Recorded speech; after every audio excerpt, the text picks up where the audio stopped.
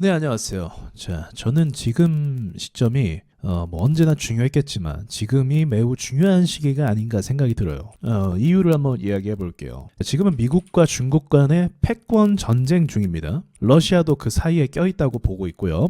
러시아도 어쨌든 전 세계에 공포감을 준 건 사실이잖아요. 그렇죠. 그리고 이제 러시아가 지금 현재 북한을 끌어들여서 이 전쟁을 좀 더 확대시키는 그러한 압박도 주고 있단 말이죠.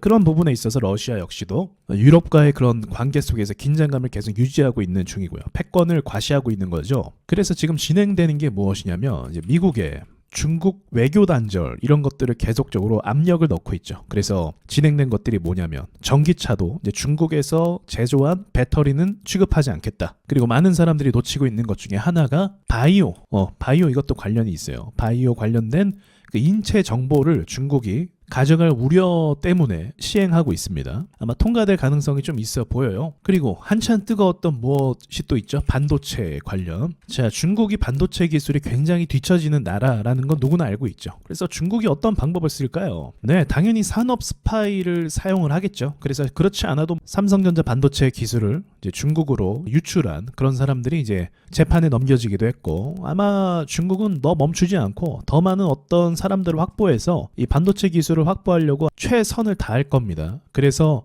저는 이제 무엇보다도 현재의 그 정치가 좀 중요하다고 생각하는 것이 강대국 사이에서 어떻게 살아남을 것인가, 이게 굉장히 중요하다고 생각을 하거든요. 그러니까 우리도 아주 여우처럼 이득을 다 취해야겠죠. 어느 한 나라를 완전히 단절하는 건 또 리스크가 있단 말이에요. 우리는 미국이 아니니까. 미국은 내수 산업이 되잖아요. 그래서 중국 의존도를 낮춰도 경제가 미국은 지금처럼 문제없이 돌아간다는 거죠. 근데 우리나라는 이게 아니라는 거죠.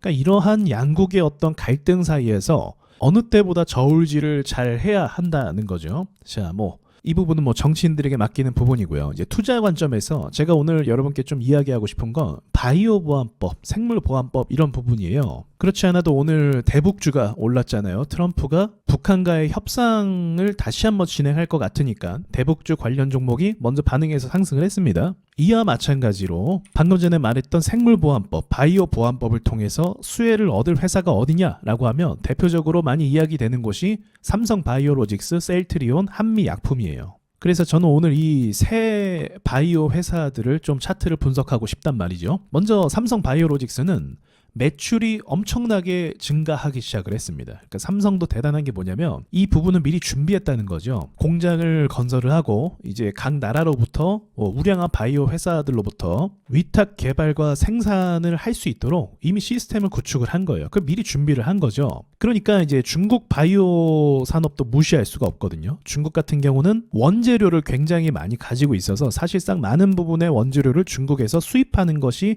현실입니다. 그런데 이런 중국과 이제 미국 간의 갈등을 통해서 이런 것들이 이제 점점 제한이 앞으로 걸려갈 것이란 말이죠.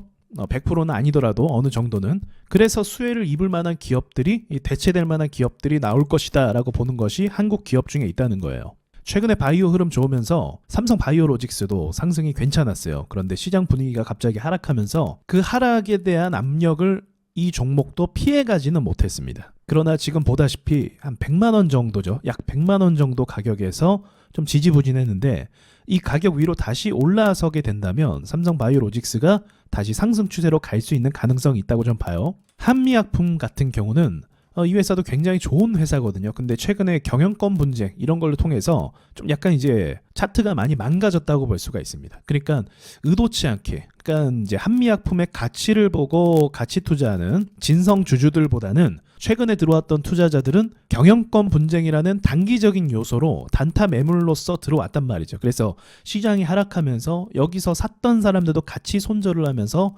충격의 폭이 더 커졌다는 걸 볼 수가 있어요.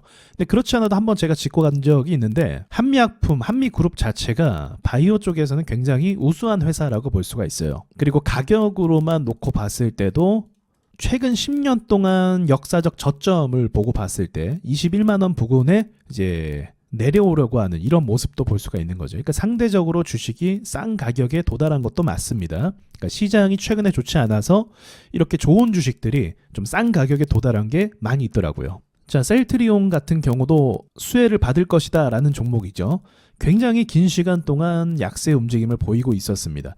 어떤 주식이 개별 주식이 이렇게 3년 동안 박스 그리고 하락까지 포함하면 총 4년 동안 하락과 박스를 유지하는 경우는 많이 없어요. 그렇기 때문에 저는 움직일 거라고 보고 있는 거죠. 주식을 가만히 냅두지 않거든요. 근데 어떻게 보면 셀트리온이 바이오 종목을 대표하는 종목 중에 하나잖아요. 바이오가 또 의미를 갖고 있는 게 코스닥을 상징하기도 하고요. 2차 전지가 좀 이제 대체하기도 했지만, 자, 어쨌든 이 종목이 상승함에 따라서 바이오 산업의 기운이 좋아지게 된다면 증시도 충분히 올라갈 수 있을 원동력을 얻을 수 있다는 거죠. 그렇지 않아도 긴 시간 동안의 하락, 보합 이런 모습을 줬기 때문에 이 정도면 들고 있을 만한 개인들도 없을 거예요. 그리고 이게 이런 차트 흐름 자체가 코스닥을 대변한다라고 볼 수도 있죠. 코스닥 흐름이 정말 지루하고 수급이 없고 거래가 없어졌잖아요. 셀트리온이 힘을 못 쓰기 때문이라고 볼 수도 있습니다. 근데 이뿐만이 아니라 사실은 대표 종목들이 많은 경우 이런 흐름을 보이고 있죠. 에코프로도 지금 거의 1년 넘게 하락만 하고 있는 상황이잖아요. 그러니까 코스닥의 주요 종목들 중에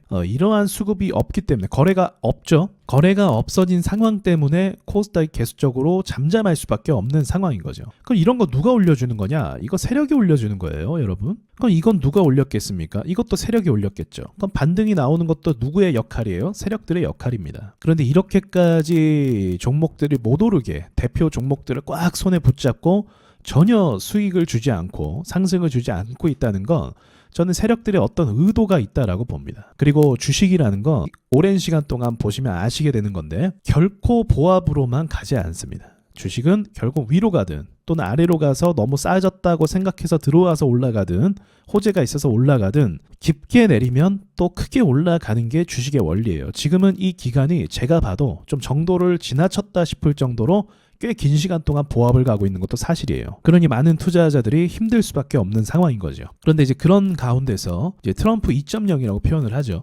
트럼프가 정권을 다시 잡으면서 바이오 종목 역시 수혜를 받을 가능성이 굉장히 높아지고, 그리고 그런 것도 있어요. 그 2차 전지처럼 미국의 회사를 지어야만 또 인정해주는 그런 것도 생긴다고 합니다. 그러니까 이런 부분도 사실 조그마한 회사들은 이렇게 될 수가 없고, 그래서인지 몰라도 꽤 많은 우리나라 바이오 회사들이 미국의 법인을 설립하는 모습도 볼 수가 있었죠. 그러니까 제가 봤을 때 이미 재료들은 다 준비가 된 상태라고 전 봐요. 재료는 준비가 됐고 상황도 만들어졌고 판도 깔렸다라고 봅니다. 중요한 건 이제 세력들의 수급이 이제 도대체 언제 쏠 것이냐, 그게 중요한데, 아까 전에 삼성 바이오로직스는 한번 말씀을 드렸고 셀트리온 같은 경우는 24만 원을 넘겨야 된다고 저 봅니다. 왜냐하면 24만 원을 선을 그어보면 24만 원에 위로 올라가는 순간부터 이전에 거래가 많이 들어왔던 세력들이 많이 털어먹었었던, 또 사람들이 많이 물렸었던 그 가격에 진입을 해주는 거거든요. 이 가격에 진입을 해준다라면 물리적으로 이 위로 올라올 수가 없어요.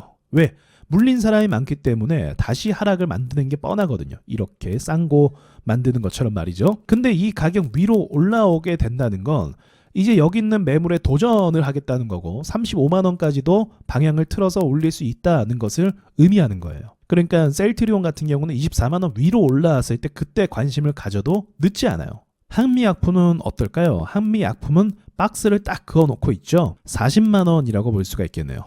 최근에 움직였던 이 박스권이 40만 원 또는 37만 5천 원 이 구간이라고 볼 수가 있거든요. 그러니까 여기를 뚫고 나면 마찬가지로 셀트리온과 같은 비슷한 매물대 개념으로 도전을 하게 되는 겁니다. 그러니까 이 가격 위로 올라가면 계속적인 상승도 가능하다고 기회가 열리게 되는 거죠. 그래서 제가 오늘 하는 이야기를 참고하시고 이 가격을 체크하신 다음에 결국 주식은 제가 말했던 것처럼 시기의 문제지만 다시 어느 정도 가격을 회복할 수밖에 없어요. 왜냐하면 여전히 코스닥은요, 코스피는 세력들의 좋은 놀이터가 되거든요. 이거를 잊지 않으셔야 돼요, 여러분. 제가 많은 걸 알려드려도 이걸 직접 경험하지 않으면 와닿지가 않거든요.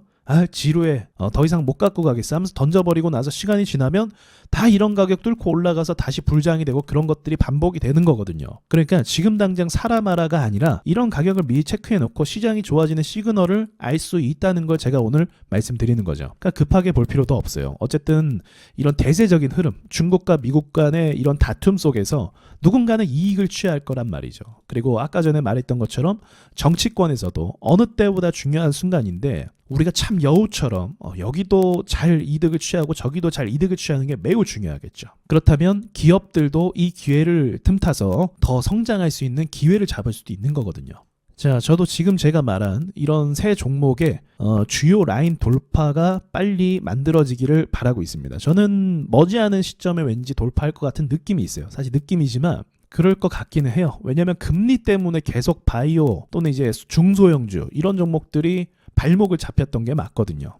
어느 때보다도 세계는 지금 투자 열풍입니다. 여러분 비트코인 오르기 시작하니까 많은 투자 금액들이 비트코인으로 막 몰려들었잖아요. 바이오도 마찬가지예요. 우리나라가 아무리 국장이 이상하다고 해도 만약에 바이오나 이런 주요 종목에 수급이 들어와서 슈팅이 나오고 신고가 행진이 나오게 되면 이 투자 열풍이 또 한국 시장으로 몰려들 수가 있어요. 그러니까 투자라는 게 무서운 게 그런 것 같아요. 어느 한순간에 단 보름이나 또는 한 달이나 이런 짧은 순간에 따라서 수급에 따라서 분위기가 180도 바뀌어버린 게 투자 시장의 특징이거든요. 그래서 이 시장을 단언할 수가 없고 함부로 예측할 수가 없는 게 그런 부분입니다. 그러니까 결국 대응만 하면 되는 건데 제가 그어놓은 선들을 다 체크해 놓으시고 시장을 관찰하시면 될 것 같습니다. 자, 여러분 강의 들으시느라 수고 많으셨고요. 오늘 여기까지 말씀드리고 마칠게요.